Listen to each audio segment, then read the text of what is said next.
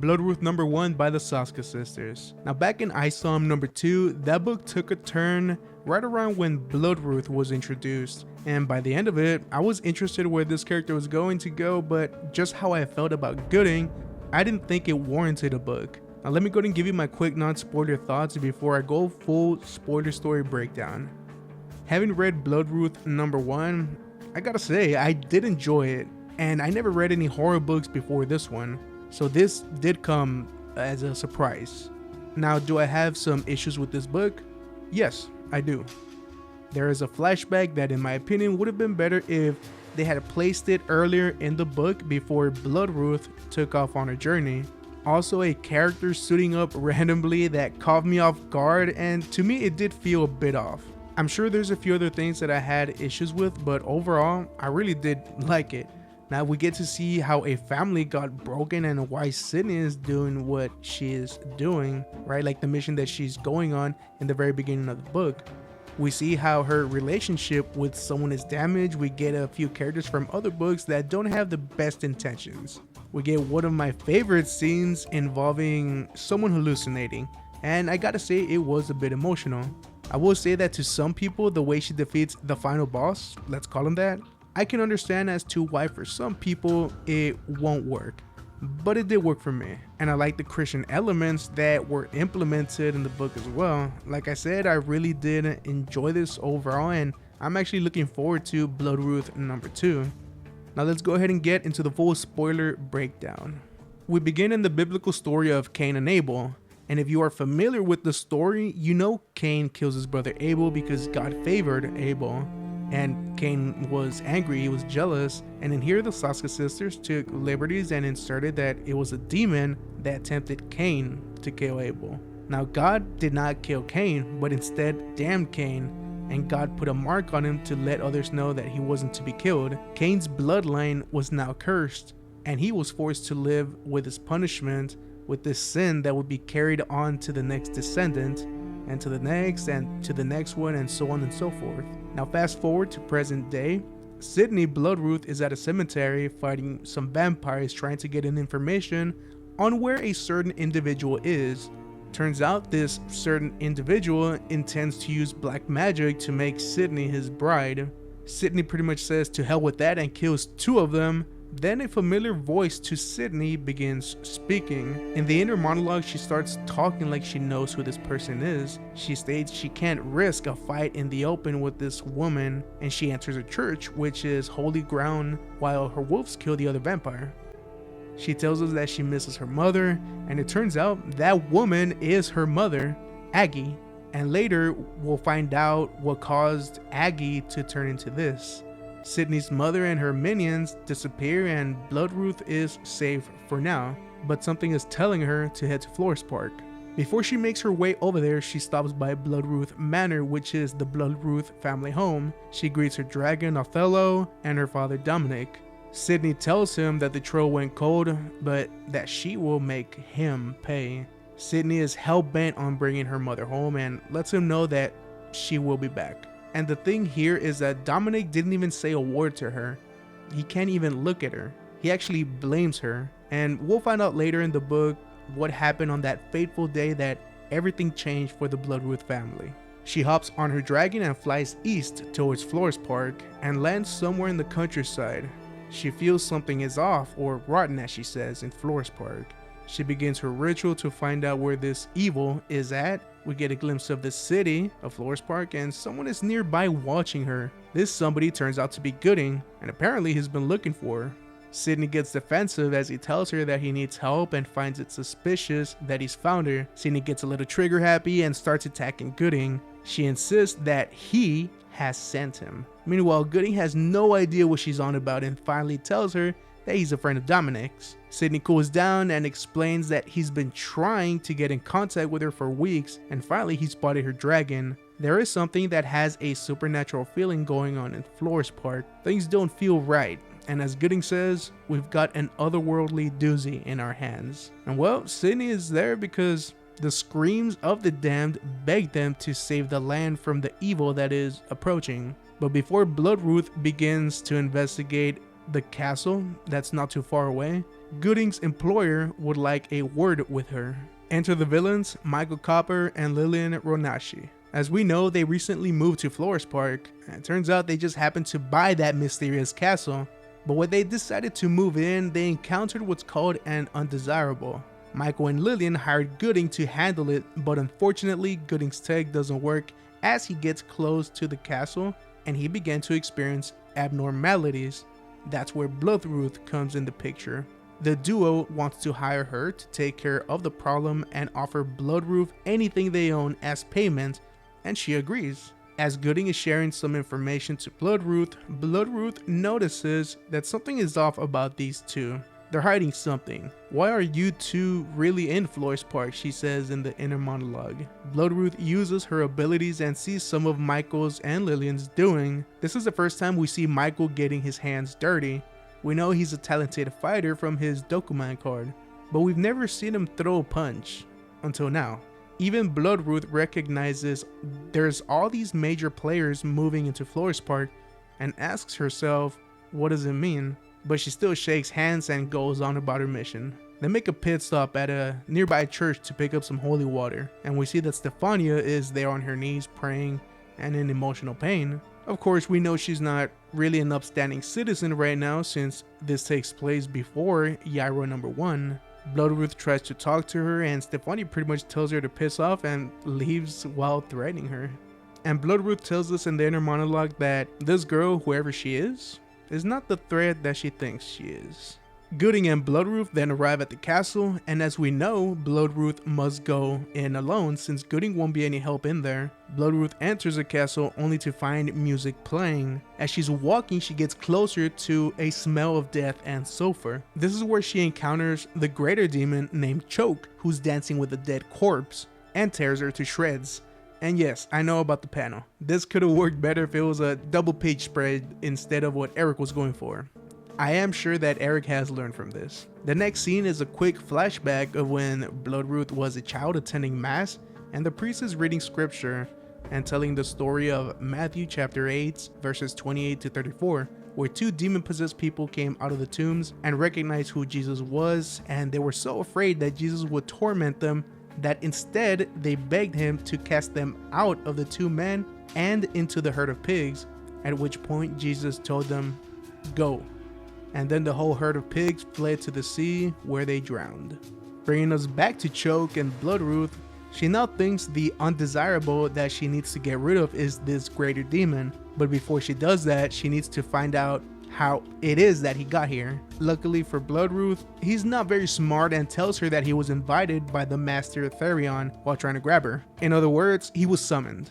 Bloodruth gets a hold of a dead corpse and grabs his forehead and gets a glimpse of what happened to these people. This brings us to an event days earlier at the castle that this Master Therion has organized. Apparently these people are interested in seeing demons summoned, and this Master Therion can summon them. This is where Choke crashes the party and ends up killing everybody. Coming back to present day, it's time to get rid of Choke. Bloodruth suddenly has armor? I thought that this was very random and out of place, if I'm being honest. A short fight ensues between them, but with the help of these zombies that she's able to control for a short while, she aims for his mouth and throws a bottle of holy water, and he swallows it, which causes him to explode. Now she won the fight, but this drained Bloodruth since she lost a lot of blood. Good thing she got rid of the threat, right? Right? As she's thinking what she could take as payment, she's still curious as to why Michael and Lillian want this castle so badly. She decides to explore the castle before she leaves. She begins to feel this evil aura, and it is unlike anything she's ever felt before. She finally reaches a doorway in which this evil aura is coming from, behind the doorway. Now, what do Michael and Lillian want with this power? She asks herself. Apparently, this doorway is an entrance of sorts to another hell, and has no intentions of opening it. She says those worlds are made for Hellions. By the way, Hellions are not only demons, but also other beings or creatures that belong in hell. Some of these Hellions have arrived to the earthly plane, as we've seen in Isom number 2. But anyway, Bloodruth remembers that Choke mentioned Master Therion, and that means beast in Greek. But who is this Master Therion? Don't worry, we'll see in a bit. She then arrives at another room where she is shocked. She finds all these frames that are hung up on the wall that are all gateways to other realms. She continues exploring and finds a library with books that apparently can do some damage. So there's this insect that has been bothering Bloodruth for a while, and it turns out this thing is not just an insect. It's in fact another greater demon named Deertick. Bloodruth tries to leave given that she is still in a weak state, but Deertick isn't having it. She attacks Bloodruth, and Bloodruth avoids one of her attacks and dives towards a bookshelf. She sees one of the books, grabs it, and it's called The Great Inferno. She opens the book and a wave of fire comes out of the book, making impact on Deertick. She then attacks Bloodruth again, at which point Bloodruth's bird and wolves join in on the action. Meanwhile, Deertick is handling the wolves. Bloodruth takes this opportunity to drop a bookshelf on her. Now here's my issue with this. Does Bloodruth think Deertick is, done just because she dropped the bookshelf on her? I thought that was very weird because in the next couple of panels, Bloodruth thinks she's defeated her. But as she's starting to leave the room, Deertick's true form arises in the way of a giant-ass insect. Deertick tries to attack her, but Bloodruth puts a trap for her. It's a trap that won't hold forever, but just long enough for Bloodruth to open the book called Into the Void, and it ends up sucking Deertick in. And of course, this ends up taking a toll on Bloodruth and closes her eyes and begins hallucinating. Now this next scene is my favorite part of this book. Bloodruth wakes up on a boat with her dead brother Abel on a lake. He tells her not to listen to the devil in her ear. This is where he tells her that the devil fears the Blessed Mother above all. Now for those who are not familiar with the ancient Christian churches like the Catholics or Orthodox, the devil fears the Blessed Mother because it's not that she's more powerful than God. She's not. The devil knows God can defeat him, but the reason he fears her is because the Virgin Mary, yes, she is a human created by God, but also she carried the Word, Jesus, in the womb. She is pure with humility, and she's obedient to God, unlike Lucifer, who is the complete opposite. So he's terrified of her. Bloodruth asks Abel why he's telling her this, and he warns her that the devil wants her. He's been watching her. It's an emotional moment, and Bloodruth wants answers. She holds Abel, and then he bursts into flames, jumping from the boat into the water while Bloodruth is holding him. In the water, there are corpses trying to get a hold of Bloodruth, and she's panicking, trying to wake herself up. Then a mysterious woman, whom I think it's Aggie, gets closer, calling her by name.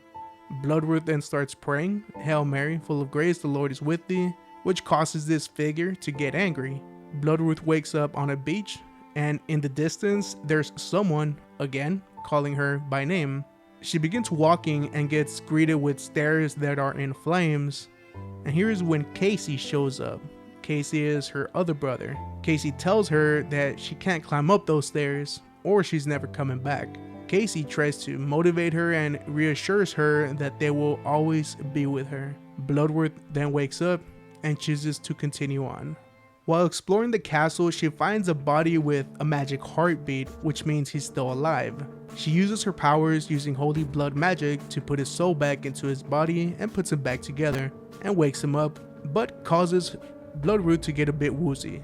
The man reveals his name, Edward Alexander Crowley, and admits he's the one that summoned the Hellions. Of course, she claps back at him, saying he could have destroyed the world by doing so. What he says next comes as a shock to Bloodruth.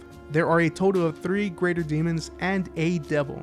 Edward thinks she's killed them, but then the 3rd greater demon shows up, named Faye, and disappears Bloodruth's wolves.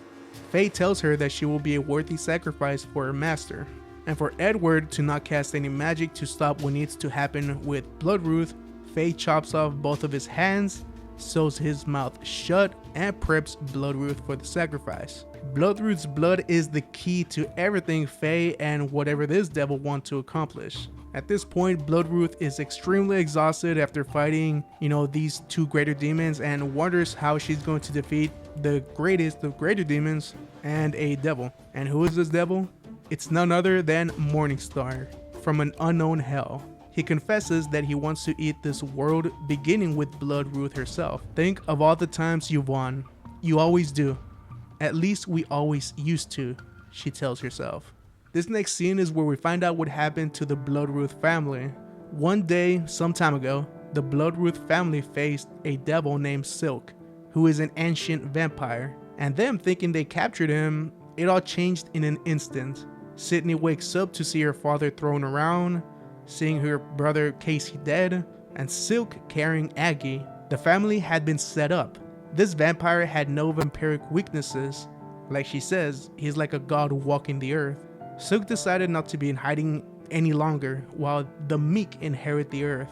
He now wants a queen to rule next to him, and he chooses Sydney's mother. Abel shoots him with his crossbow. Silk turns around and they lock eyes, and Abel freezes in place. Silk then breathes into Abel, causing him to turn into a vampire. As this is happening, Silk turns Sydney's mother as well. Both Abel and Aggie turn vampires, attempt to kill Dominic and Bloodruth. And this is when Bloodruth calls Othello, the dragon, and he saves both Dominic and Bloodruth. Oh, and take Casey's corpse. With them barely escaping with their lives, her father didn't look at it the same. He saw this as an act of cowardice, and that it was all Bloodruth's fault, and that's why he doesn't talk to her much, as we saw in the beginning of the book.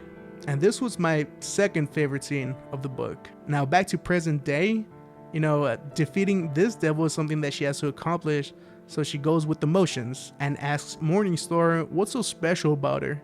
He reveals to her that the doorway will not open without witnessing a display of true evil.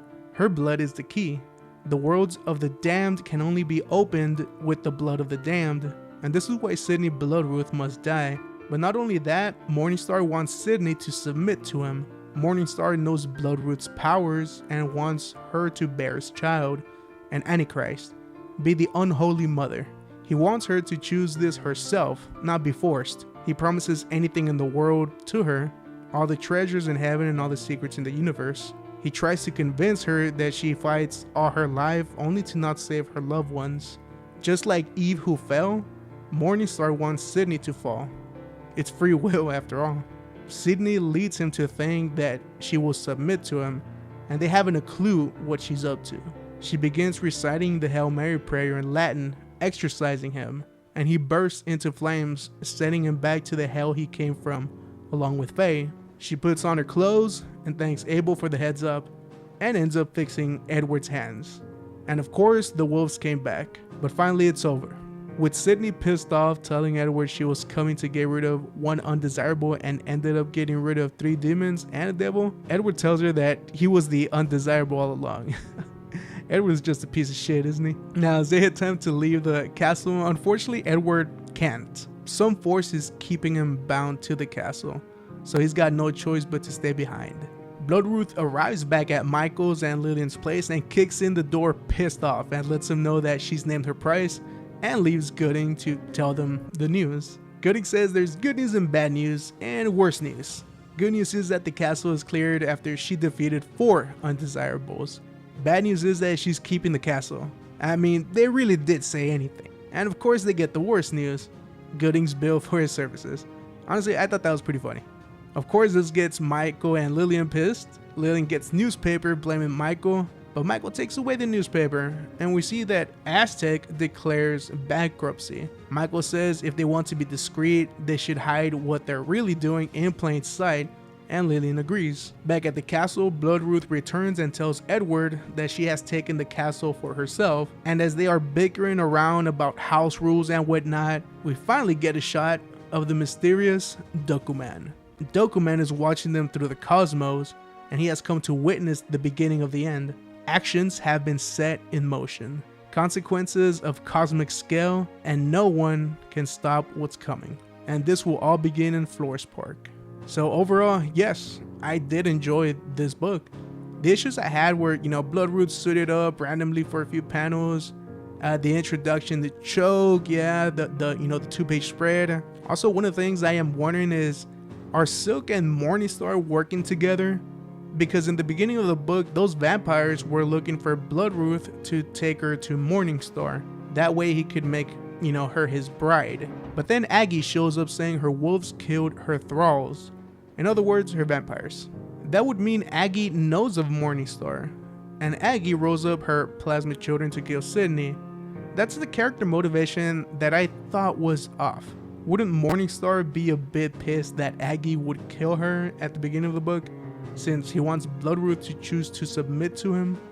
Like I said, it felt off. Also, the bookshelf with Deer Tick, other than that, I really enjoyed Bloodruth #1, and I think I like it more than the Yaira books, but that might change later. I didn't see that coming, especially because, it's a horror book. And like I said, my favorite part, or my favorite part of the book was the one with her brothers when she was hallucinating. My second favorite scene was the flashback of the fall of the Bloodruth family with Silk. I also like the connection with Aztec. You think I wouldn't catch that, Soskas? Come on, of course. I can't forget about the art by Manco Montané, who did a great job here, and I'm glad he's coming back for #2, as well as Brett Smith. May your mama rest in peace, Michael. So I will go ahead and end this video here, but let me know, Rippaverse fans, did I leave anything out? And did y'all like the story as well? Let me know in the comment section below. Also, oh yeah, like I said earlier, the final boss fight with Morningstar, like I said, for me it worked, but I can totally see if it didn't work for you guys.